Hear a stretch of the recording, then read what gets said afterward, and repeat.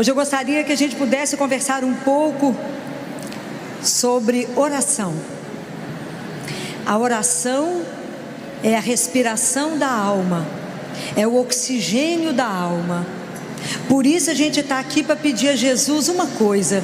Vocês lembram o que os discípulos pediram para Jesus? Senhor, ensina-nos a rezar. Porque muitas vezes com a nossa oração, a forma como a gente está rezando pode não estar alimentando a nossa alma, e a gente estar angustiada, que está igualzinho um asmático que não consegue entrar ar, não é? A gente está adoecido achando que o tratamento é psiquiátrico, e na verdade nós precisamos da oração. O que foi que Jesus ensinou?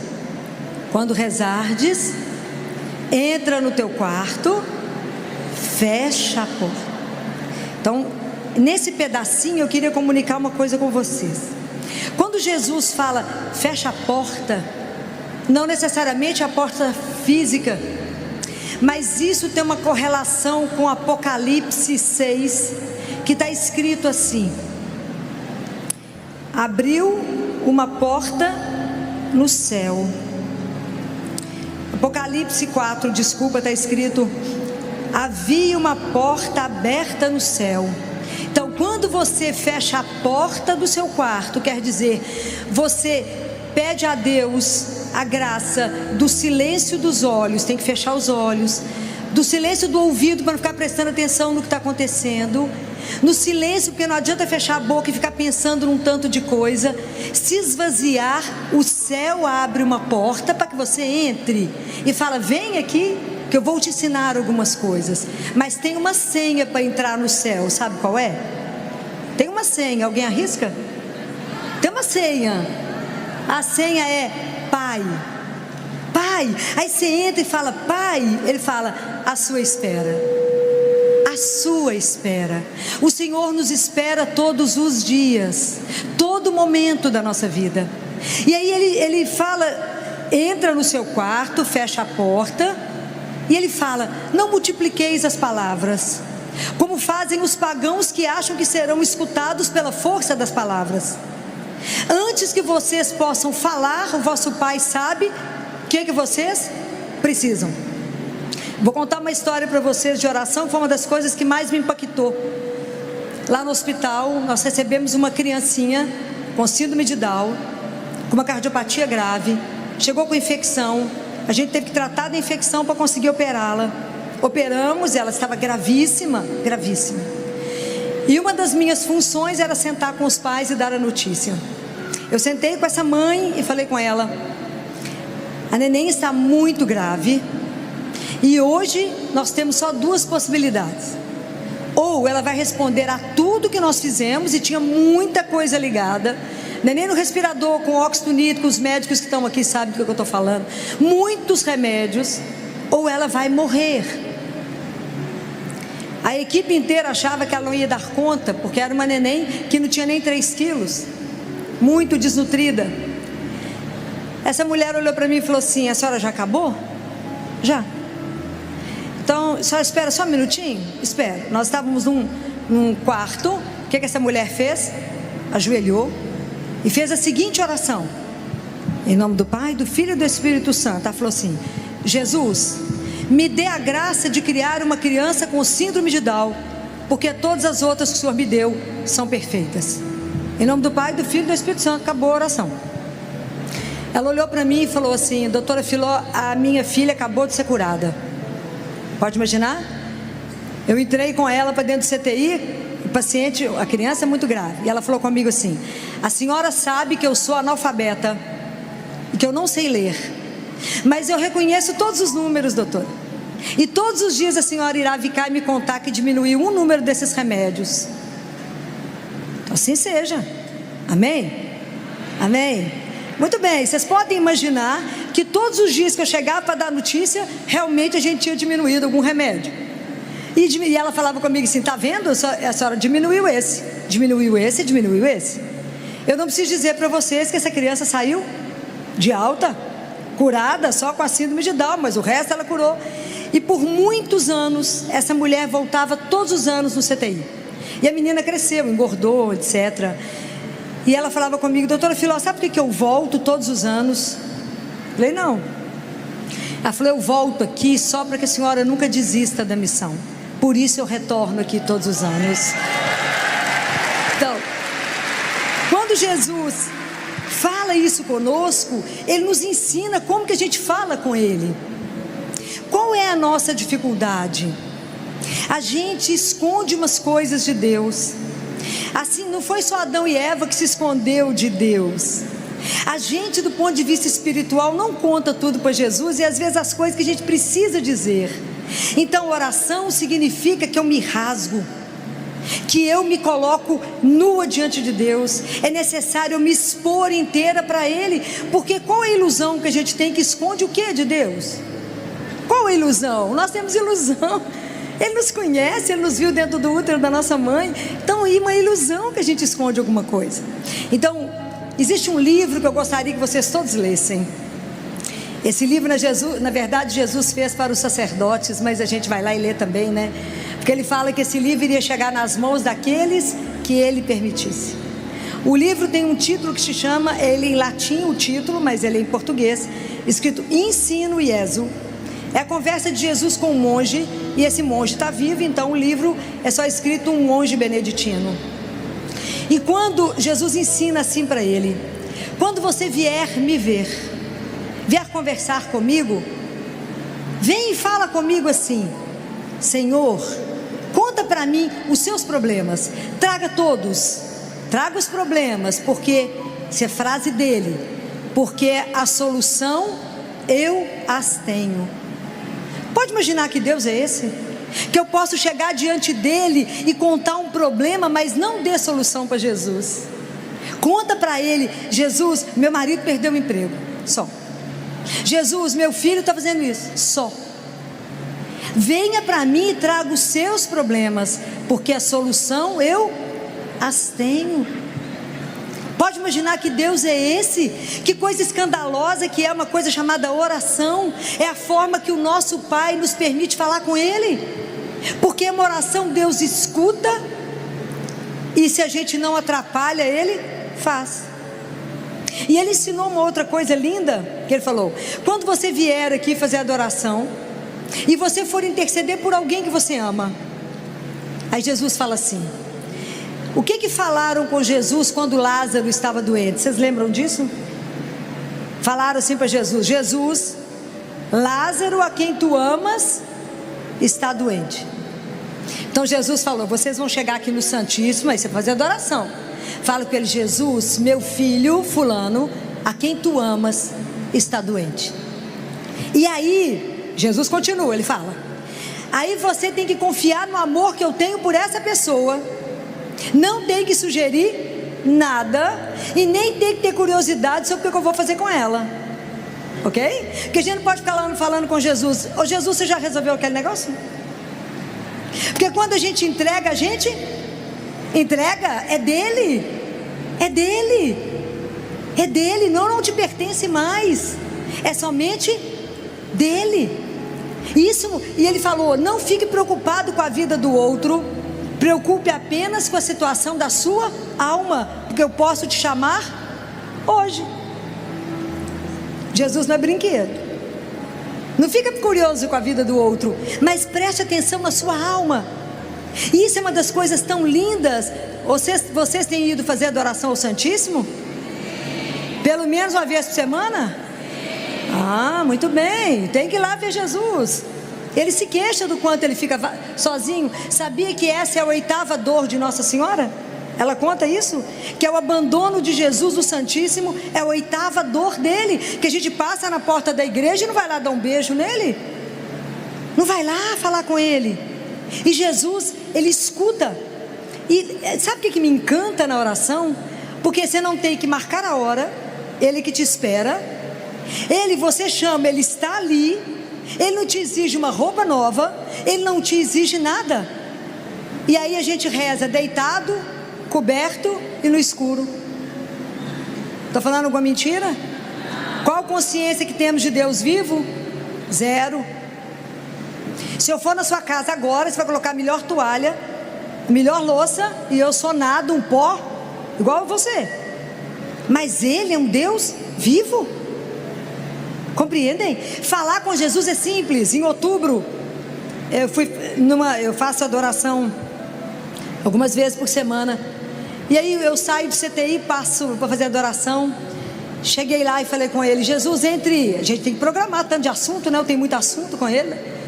Falei com ele assim: Jesus, primeira coisa que eu preciso falar com o senhor é que as cadeiras lá das mães ficarem no CTI está muito ruim. O senhor olhou? Que a cadeira está dura, Jesus. As coitadas das mães ficam ali, não tem como inclinar, não tem como levantar as perninhas, não tem nada. E elas não ficam umas horas, elas ficam às vezes dias, meses. Então, o senhor falou que é para trazer o problema. Nós somos pobres, não temos dinheiro para comprar.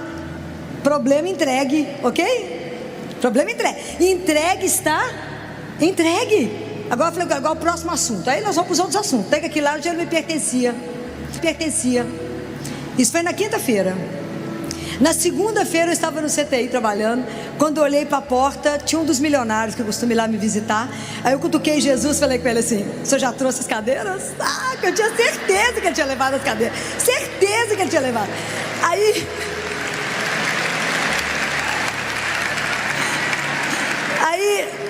Aí eu fui, recebi a pessoa. Ele olhou o CTI e falou: doutora Filó, mas eu adoro vir aqui. Esse lugar é tão arrumado, tão bacana, tudo de primeira. Aí eu falei com ele assim: que nada, as cadeiras como é que são ruins? Falei com Jesus: não estou pedindo, só mostrei que a cadeira é ruim. Falei mais nada. Serviu o cafezinho, etc, e foi embora, eu também. Na hora do almoço ele me ligou e falou: doutora Filó, eu não posso dirigir o carro que eu dirijo, dormir na cama que eu durmo, ter avião que eu tenho e saber que um irmão está dormindo naquela cadeira. Eu só preciso saber quantas a senhora precisa, porque eu já liguei para a loja para entregar. Isso é espetacular. Então, oração é uma coisa espetacular. Você vai lá e entrega para Ele. Mas quando você entrega e não dá sugestão nenhuma, e nem fica cobrando dele. Você já resolveu o negócio? Entregou, está entregue. Esquece porque não te pertence. Eu acho isso absolutamente maravilhoso. Alguém pergunta: você tem problema? Nenhum, já entreguei todos, né? Qual problema eu tenho? Nenhum, já entreguei na mão de quem? Resolve. Ele resolve. E é só isso que basta. É preciso resolver. Entregar é confiar. Aí vocês falam assim: ai Filó, mas eu queria tanto poder conversar com Jesus hoje, vivo. Vocês não conversam com ele não, vivo? Aonde que vocês encontram com ele, vivo? Que vocês pegam nele, aonde? Na Eucaristia. E aí quando vocês recebem a Eucaristia, qual que é a primeira coisa que vocês têm que falar? Obrigado, Jesus, obrigado, porque o Senhor não desistiu de nós. O Senhor permaneceu, o Senhor não desistiu de mim, o Senhor se faz meu alimento e meu sustento, o Senhor é a força que carrega esse corpo, é o Senhor que me levanta, igual está lá em Isaías: aqueles que contam com o Senhor renovam suas forças, né? Voam como águia, corre sem se cansar e vão para frente sem se fatigar. Não pode esquecer de falar obrigado. Jesus fala isso para uma mística francesa, Gabriele. Ele fala: Gabriele, quando você recebe uma visita importante, você não deixa ela sentada na sala e vai para a janela ver quem está passando. Mas é assim que a gente recebe a Eucaristia. Recebe a Eucaristia e fica de olho em outro que está comungando, vê na roupa do outro. Ou vai para os pés de Nossa Senhora com todo o amor que eu tenho a ela. É lugar de ir para ela? Não. Vocês acabaram de receber Jesus vivo. Como é que vocês vão parar em outro lugar e ficar vigiando quem está rezando ou não? Presta atenção, porque nós andamos comungando como se fosse rotina. Será que a gente tem noção que a gente recebe corpo, sangue, alma e divindade? Será que eu entro naquela fila com o respeito que eu devo? Será que eu me inclino diante dele? Nós vamos parecer que está numa festa, no shopping. Vocês vão receber. Cuidado com as comunhões erradas. Isso não é brincadeira. É Jesus vivo. vou. E Ele permanece conosco em torno de 10 minutos. É um mistério maior. Como é que pode Deus vir até nós? Ele, o Senhor de todas as coisas, vem até mim, vem até a minha miséria. Isso é de morrer de emoção. Isso não é brincadeira receber esse Deus. Não, é você nele e ele em você. Ele nos absorve e nos transforma, mas mostra para Ele a sua miséria. A hora que você for ao Santíssimo, fala com Ele. É tão lindo. Eu tenho uma devoção particular à Sagrada Face de Jesus. Tenho uma devoção particular em Santa Teresinha. Era Santa Teresinha do Menino Jesus e da Sagrada Face. Bem, eu tenho essa devoção particular que Jesus pede. Quem nunca leu, nunca estudou devoção, tá no YouTube, vocês vão conseguir coisas belíssimas lá, para vocês lerem, que Jesus pede. Essa devoção começa na terça-feira de carnaval, mas toda terça-feira a gente reza o terço da Sagrada Face. Mas a hora que encerra o terço, tem uma oração final que eu recito para Ele todos os dias na Eucaristia e na hora que eu vou no Santíssimo, que fala assim: ó Sagrada Face do meu Jesus, meu amor, meu único amor, minha luz e minha vida, fazei que eu ame somente a vós, nada conheça fora de vós, ame-vos unicamente, e que enfim não viva a não ser convosco, de vós, por vós e para vós. Assim seja, amém. Aí eu termino de rezar isso e falo com ele: Jesus, eu queria que o Senhor recebesse essa oração, que é um desejo do meu coração, mas eu também queria que o Senhor recebesse a minha miséria, que eu sou incapaz de viver isso que eu acabei de falar. Eu sou incapaz, porque são graças e graças e graças e graças espirituais que eu preciso para poder viver isso que eu acabei de falar, porque eu não sou capaz. Então, a gente não é capaz de rezar isso, viver isso, porque isso é grande demais. E o nosso progresso espiritual, ele precisa da graça de Deus. Como diz Santa Teresinha, tudo é graça. Quem sou eu para fazer qualquer coisa no meu progresso espiritual? E vocês têm pedido a Deus as graças espirituais para o crescimento seu? Porque a gente vai diante de Jesus e fala: eu estou precisando de uma casa, de um carro, de um marido, de não sei o que, não sei o que. Presta atenção. Deus Pai, naquele livro Diálogo com Catarina de Siena, ele fala: Catarina, os meus filhos só pedem coisas materiais.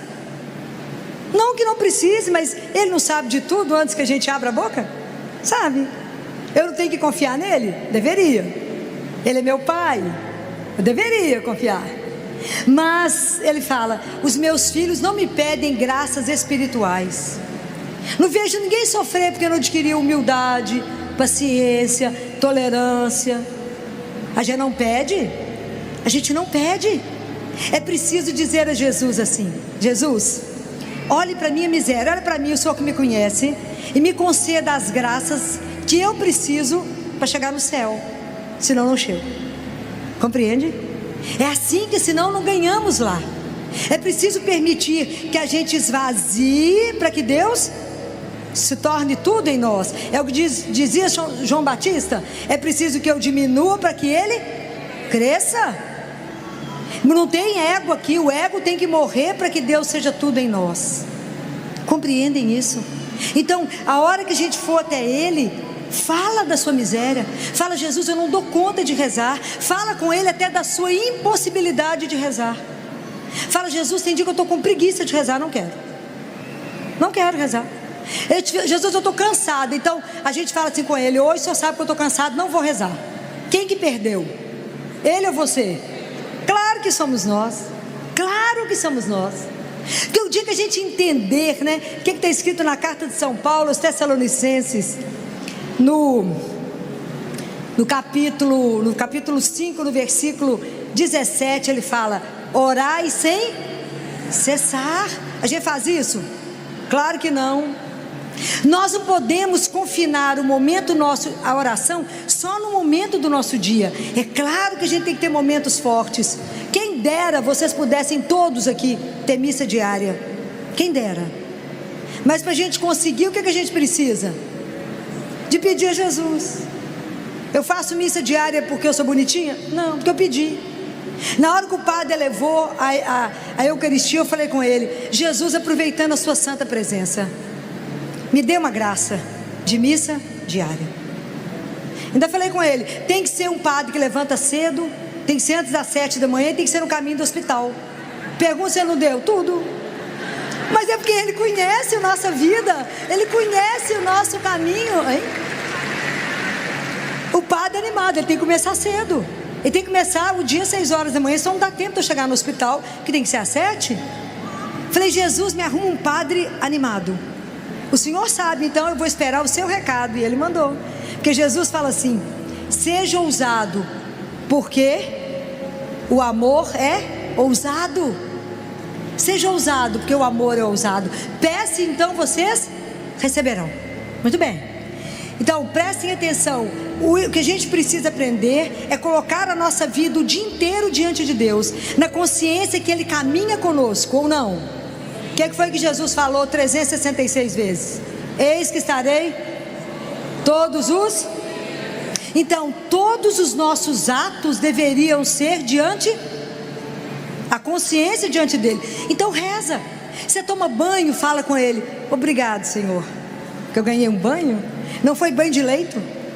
Você vai trocar de roupa, tem a oportunidade de escolher. Obrigado que o Senhor me deu esse tanto de coisa, olha. Obrigado. Aprenda a viver com a gratidão. Aprenda a agradecer pelas mínimas coisas. Aprenda a estar diante dele, falar com ele o dia inteiro e pedir luz.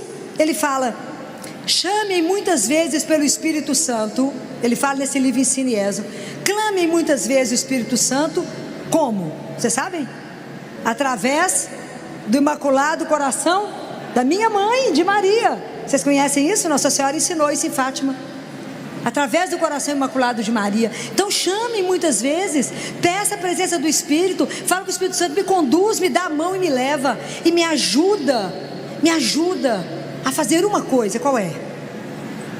Qual é a coisa mais difícil da nossa vida que a gente precisa aprender, que resume a oração? Fazer a vontade. Então na hora que vocês forem rezar o Pai Nosso, eu vou dar uma sugestão para vocês, que foi Jesus que ensinou, para o diretor espiritual do Padre Pio. Quando for rezar o Pai Nosso, na hora que fala seja feita a vossa vontade, inclina, começa a treinar. É fácil? Claro que não. Entregar um filho na hora que está morrendo, aceitar uma doença, viver o que tem que te viver, não é brincadeira falar seja feita a vossa vontade. Mas como é que o nosso coração vai sendo domado? Pela adoração ao Santíssimo. Vai adorar, vai adorar. Quando vocês chegarem em casa, vocês meditem Lucas 18. Lucas 18, que é o fariseu com o publicano.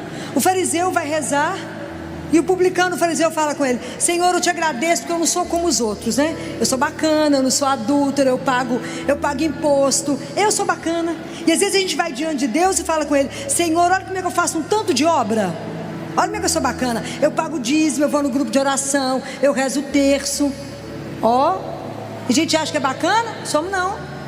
O publicano foi lá, bateu no peito, achava que nem podia olhar para o Senhor e falou: Senhor, tem de piedade de mim, porque eu sou pecador. Isso falta na nossa oração. Não tem que mostrar nada para Jesus, que primeiro a gente não faz. O que está escrito em João 15?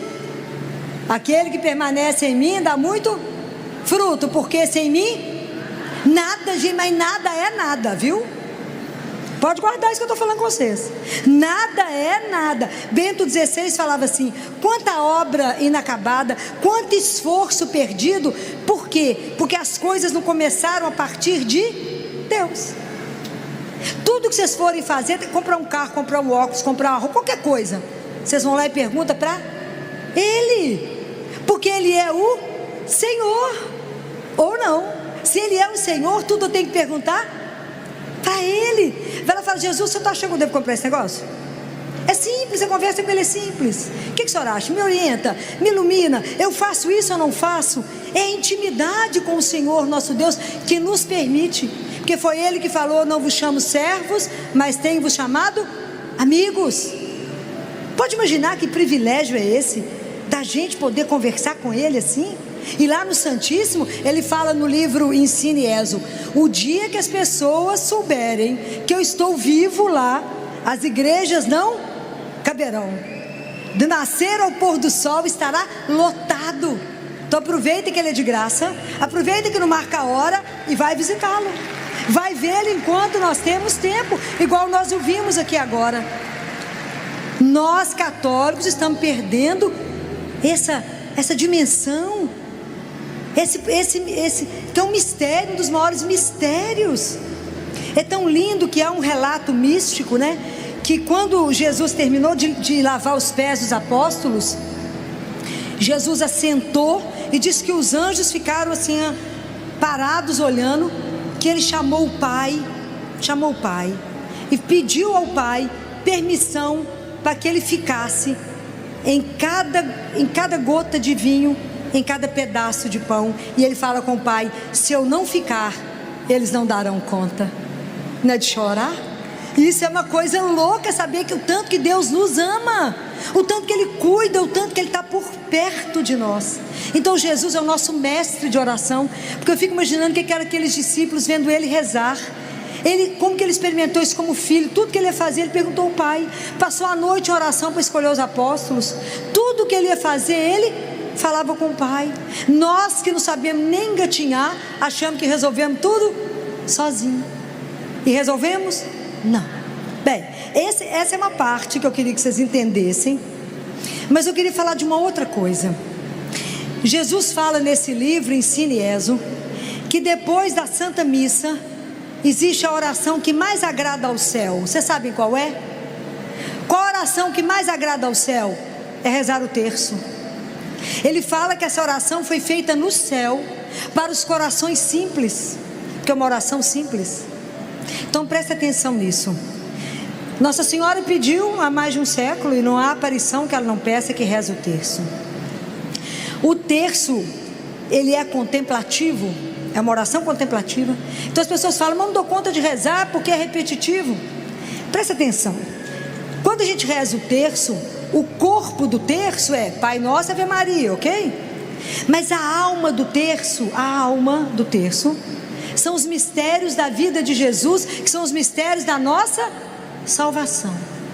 Então à medida que a gente vai rezando o terço, nós vamos recebendo graças que vai passando da cabeça para o coração, e a nossa vida começa a ser meditada no terço, os nossos problemas, nossas alegrias, sob o olhar de Jesus e de Maria. Jesus descreve assim nesse livro, que a oração do terço pode curar doenças incuráveis. Ele fala que à medida que a gente reza, as graças são derramadas. Essa palavra é dele, não é minha. As graças são derramadas, e às vezes a gente não tem noção. Então é preciso rezar o terço todos os dias. É preciso rezar o terço todos os dias. Mas é tanta graça que é derramada, que tudo acontece para que a gente não reze. O menino chama, alguma coisa acontece, marido, tudo acontece para você não rezar. Então você precisa pedir a graça. Você pede a Nossa Senhora, fala: só me dá a graça de rezar o terço todo dia, senão a gente não pense que a gente, pelas nossas forças, a gente é capaz de alguma coisa. Jesus fala também isso no livro. Ele fala: não confie em você, confie apenas em mim. Olha que coisa difícil. Falou: Jesus, está entregue, meu filho. Não posso confiar em mim que eu não presto, mas no Senhor tudo entregue. Compreendem? É tudo entregar para Ele. O terço é o nosso caminho de santificação. E o terço, ele tem um poder tão interessante, porque ele tem também uma função que nos relembra os cenáculos que Nossa Senhora ficava com os apóstolos. Lembra quando Bento XVI renunciou? Lembram? O que o povo fez? O povo foi para a Praça do Vaticano e começaram a rezar o terço, cada um numa língua, juntos, mas um falava aí o pessoal respondia na sua língua.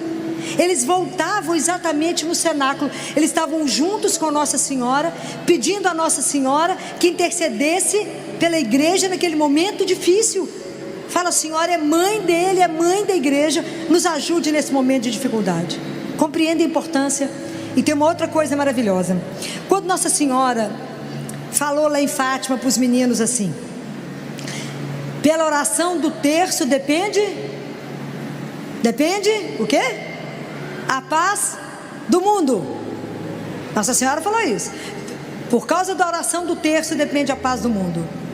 A gente fala, mas eu rezar o terço na minha casa depende da paz do mundo? É porque a gente está acostumado e quer coisas espetaculares, né? E Deus tem isso, né?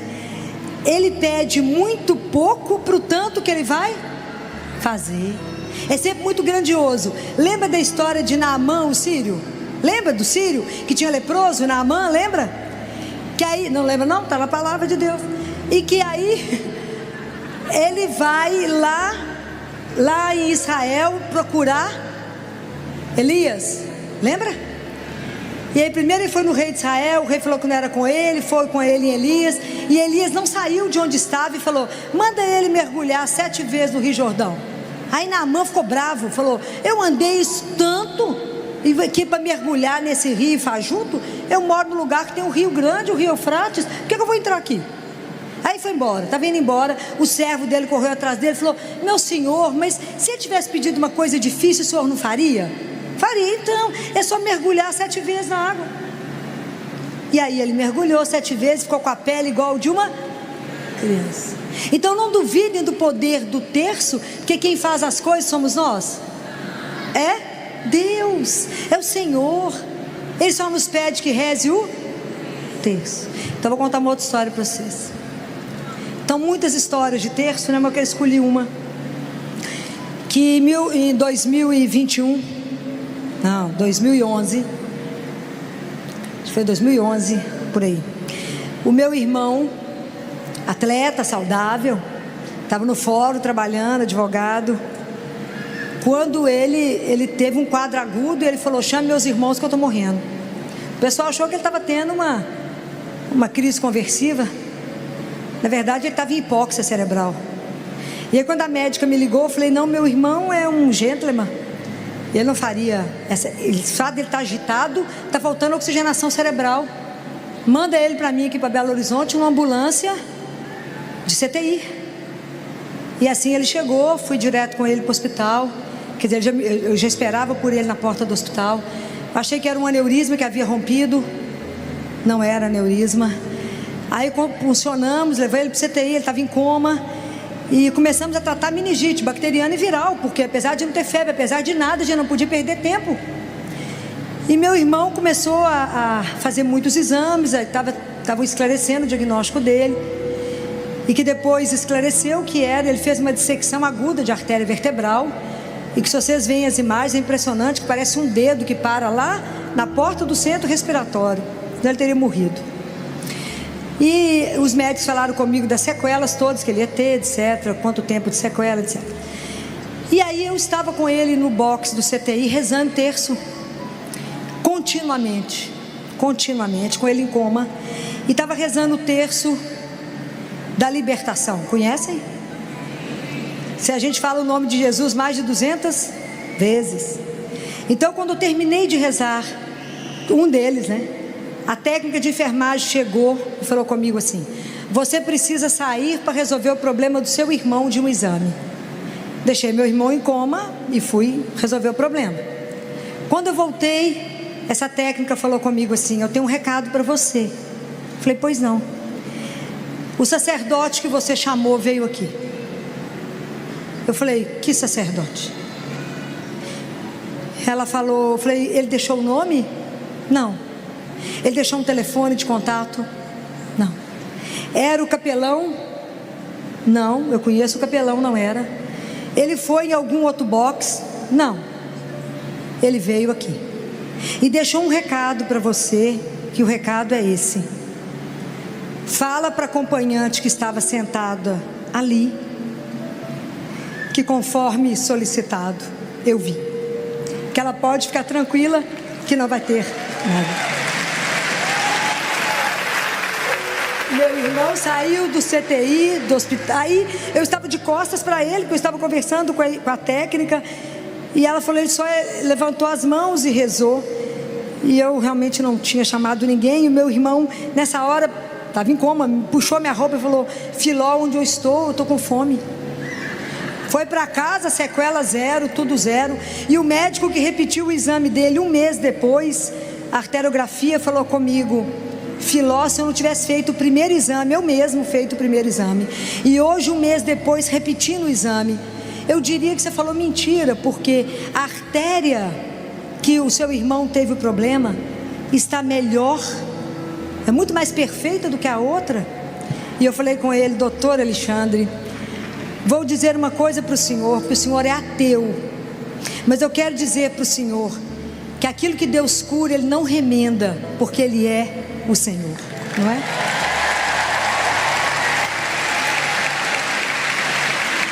E antes de eu encerrar, eu quero contar mais uma história do terço, não é?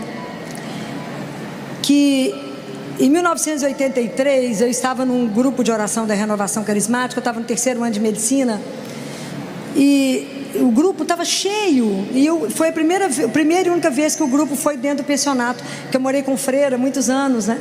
Tive essa graça de morar com as freiras, e eu estava lá no fundo, em pé, quando o coordenador do grupo, que era um homem muito ungido, tinha um apelido de índio, veio subindo até onde eu estava. Eu falei: Jesus, vem o senhor, né? Sabia que ele arrumou alguma confusão. Apontou o dedo para mim e falou assim: Jesus está te pedindo para rezar o terço todo dia. Eu falei: qual é o resto do recado? Porque ele sabe que eu rezo o terço todo dia. Ele já sabe. Eu sempre rezei o terço. Ele já sabe que eu rezo o terço todo dia. E no pensionato que eu morava com mais 2 meninas no quarto, Nádias, deram 2 Nádias. E na minha turma era só eu que já estava na faculdade. Todo mundo tinha 17 ou 18 anos para fazer vestibular. E a gente rezava todo dia o terço às 11 da noite. Muito bem, ele falou, eu falei: pode falar o resto do recado, porque Jesus não dá ponto sem nó, a gente é amigo, eu sei que tem alguma coisa atrás dessa história. Ele falou: ele não falou nada, ele te mandou rezar o terço todos os dias. Ok. O meu quarto ficava, casa de freira, aqueles corredores compridos, e tinha um bebedouro por andar. Então, 11 horas da noite, que tudo fechava no pensionato, imagina, um telefone para 200 mulheres, ninguém acredita nisso, né, gente? Fala a verdade. Um telefone para 200 mulheres, e os moços achavam a gente, eu tô para lá. E o meu quarto ficava do lado do bebedouro. Como estava tudo desligado, tinha um silêncio. O pessoal estava na fila esperando para poder pegar água para levar para o quarto, e escutava a gente lá rezando Ave Maria, né? Santa Maria. A partir daquele dia, de 3 em 3 pessoas, de 3 em 3, foi uma coisa muito interessante, começaram a bater na porta do meu quarto e falavam: o que acontece aqui? A gente reza o terço. Muito bem. A partir desse dia, isso foi final de setembro, outubro, nós começamos a rezar todo mundo, e perto do Natal, antes das férias, nós éramos mais de 100 mulheres que rezavam o terço todas as noites. Mal sabia eu pensar que Jesus tinha uma missão, não é? Quando Ele me mandou o terço todos os dias, isso tem 40 anos, dessa ordem, que até agora não recebi outra para parar. Ele mandou rezar o terço todo dia. Na verdade, Ele me preparava, Ele me evangelizava, que o cano sujo é o primeiro que recebe água limpa, não é assim? Então, Ele tinha que me ensinar para que hoje eu pudesse estar aqui. Mas começou com o terço. Então, é a desproporção daquilo que Deus pede para aquilo que Ele faz. Então, continua assim: eu rezo o terço e Ele faz o resto. A dobradinha é assim, né? O senhor quer que eu reze o terço? Sim, rezo o terço, o senhor faz o resto, né? Então, eu queria pedir demais a vocês assim: não deixem de rezar o terço. Vocês não têm dimensão de quantas graças serão derramadas. Eu não tenho tempo para contar para vocês quantos milagres eu já presenciei pelo terço, porque Jesus fala nesse livro da alegria que Ele tem de conceder as graças através das mãos de Nossa Senhora. Então peça, reza. É mãe, eu amo rezar, porque quando a gente fala Santa Maria, Mãe de Deus, roga por nós pecadores, que hora? Agora. E agora é agora. Quando o filho tem aperto, ele grita quem? E aí ela cutuca Jesus e fala: agora, é agora. É assim que a gente vive, é pedir na mãe. Tem coisa que você não precisa nem falar. É igual quando a gente vai no Santíssimo. Tem hora que você só chora, entrega suas lágrimas, entrega a dor, entrega a impossibilidade de rezar, entrega tudo e fala: eu não tenho nada. Como diz Santa Teresinha, quando eu chegar diante do Senhor, eu vou entregar o quê? As minhas mãos vazias. Porque o que eu fiz? Nada. Quem fez tudo? Ele. Então a gente precisa aprender isso, né? Oração é um dos maiores presentes que nós recebemos de Deus. Guardem um momento único do seu dia, que você vai estar sozinha com Ele. Mas não deixe de passar o dia inteiro em oração, em ação de graças e pedindo o dia inteiro: Senhor Jesus, tem de piedade de mim, pecadora. Senhor Jesus, tem de piedade de mim, pecadora. Vai falando isso o dia inteiro. Quantas situações a gente passa que a gente precisa de pedir Ele o dia inteiro. Não sei se sou eu, porque meu marido que está ali falou que a maior alegria da vida de Jesus é quando eu durmo, que ele tem sossego, que a maior alegria da vida dele é a hora que eu vou dormir, que aí Jesus pode descansar. Mas antes de terminar, eu quero encerrar com um poema que foi feito para Nossa Senhora, que quem deu voz a esse poema foi Fulton Sheen. Vocês já ouviram falar nele, né? O arcebispo americano maravilhoso, não é? Ele deu voz a esse poema em 1950. Mas é lindo, e eu não poderia deixar de encerrar essa uma reflexão sobre a oração, para a gente pensar nisso, sem pedir a Nossa Senhora. E é tão lindo porque ela está ali, a Nossa Senhora das Graças, com o manto azul, e a oração fala assim: querida Senhora vestida de azul, ensina-me a rezar. Deus se fez teu filho pequenino, diz-me o que falar. Não costumavas nos teus joelhos sentá-lo com afeição? Não lhe cantavas tu também, como a mamãe, uma canção? A sua mãozinha de noite tu seguravas? Contavas a ele histórias do mundo? Ele não chorava? Se eu conto a ele pequenas coisas que me acontecem, tu achas mesmo que essas coisinhas o enternecem? Fazem barulho as asas dos anjos? Tu que já sabes, conta para mim. Será que ele escuta quando eu sussurro? Será que ele entende agora se eu falo assim? Querida Senhora vestida de azul, ensina-me a rezar. Deus se fez teu filho pequenino, tu sabes me ensinar. Ave Maria, cheia de graça, Senhor é convosco. Bendita sois vós entre as mulheres, bendito é o fruto do vosso ventre, Jesus. Santa Maria, Mãe de Deus, rogai por nós, pecadores, agora e na hora de nossa morte. Amém.